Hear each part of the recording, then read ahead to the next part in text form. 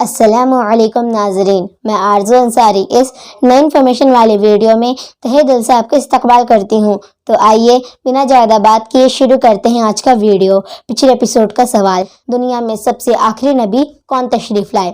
آپ کے آپشن تھے یہ: اے حضرت آدم علیہ السلام، بی حضرت سلیمان علیہ السلام، سی حضرت داؤد علیہ السلام، ڈی حضرت محمد صلی اللہ تعالی علیہ وآلہ وسلم۔ صحیح جواب ہے ڈی، حضرت محمد صلی اللہ تعالی علیہ وآلہ وسلم۔ اور جن لوگوں نے کمنٹ میں صحیح جواب دیے ہیں ان کا نام ہے فرمان خان، کو آرٹسٹ محمد طارق اعظمی۔ تو آپ لوگوں کا بہت بہت شکریہ کمنٹ میں سب سے پہلے جواب دینے کے لیے۔ ان میں سے اسلام ہمیں کیا سکھاتا ہے؟ آپ کے آپشن: اے دوسرے دھرموں کی برائی کرنا، بی قتل کرنا، سی غیبت کرنا، ڈی بھلائی کرنا۔ اور آپ کا وقت شروع ہوتا ہے اب۔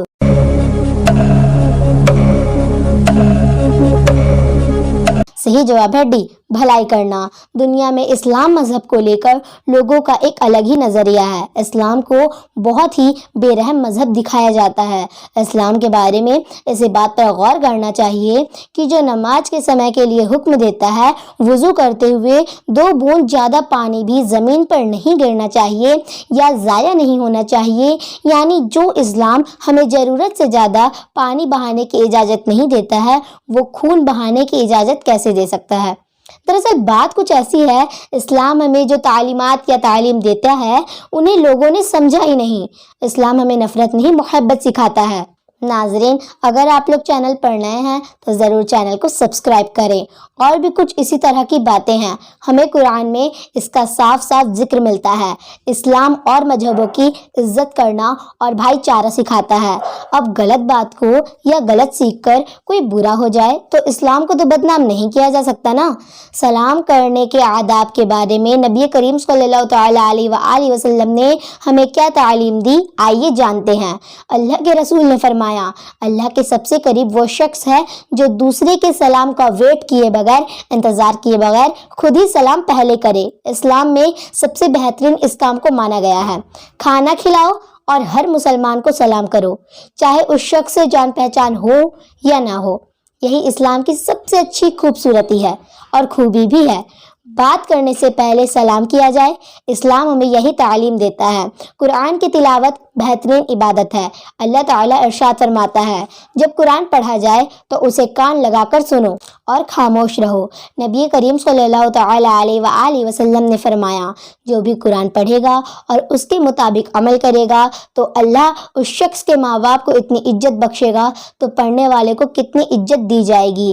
علم کا حاصل کرنا ہر مسلمان مرد اور عورت پر فرض ہے۔ علماء کے نزدیک اس حدیث کے مطابق جو علم سیکھنا فرض ہے وہ کچھ اس طرح ہے۔ علم حاصل کرنے کی حدیث میں جو سب سے پہلے اور سب سے ضروری فرض ہے وہ ہے ان کی بنیادی عقائد کا علم حاصل کیا جائے، جن سے آدمی صحیح عقیدہ رکھنے والا مسلمان بن سکے اور جن کا انکار یا مخالفت کر کے کافر یا گمراہ ہو جاتا ہے۔ اس کے بعد جو آتا ہے وہ ہے طہارت۔ طہارت یعنی پاکی اور صفائی کا علم حاصل کریں۔ اس کے بعد وہ نماز کے مسائل یعنی اس کے فرض، شرط اور نماز توڑنے والی چیزوں کے بارے میں سیکھے۔ اسی کے ساتھ ہی ساتھ وہ رمضان المبارک کے روزوں کے متعلق مسائل کے بارے میں جانے۔ اس کو زکوٰۃ کے مسائل میں بھی علم حاصل کرنا چاہیے تاکہ مالک نصاب ہونے پر زکوٰۃ صحیح طرح سے ادا کر سکے۔ صاحب استطاعت ہو تو حج کے مسائل کے بارے میں علم سیکھے۔ نکاح کرنا چاہے تو اس کے ضروری مسائل جانے اور سمجھے۔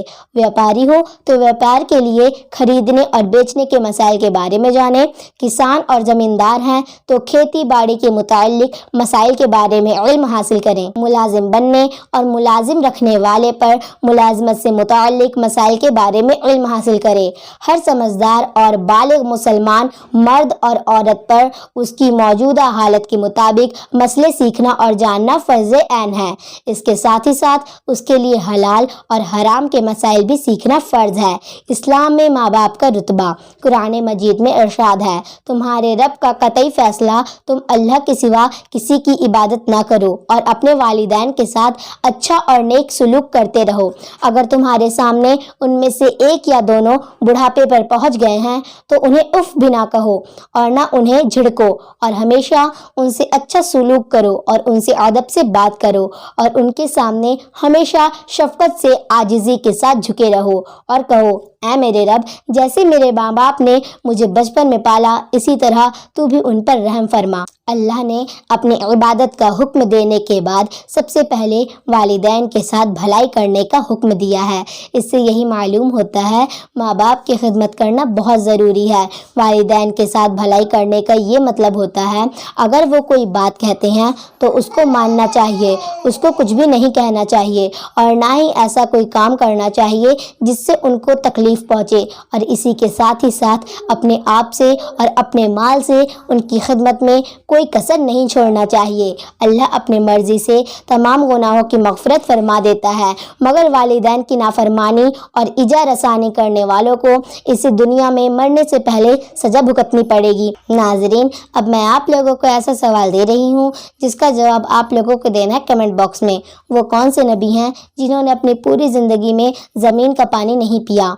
आपके ऑप्शन: ए हज़रत आदम अलैहिस्सलाम, बी हज़रत याकूब अलैहिस्सलाम, सी हज़रत ईसा अलैहिस्सलाम, डी हज़रत सुलेमान अलैहिस्सलाम।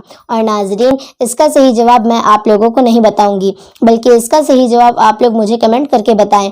उम्मीद करती हूँ ये नई इन्फॉर्मेशन वाली वीडियो आप लोगों को पसंद आई होगी।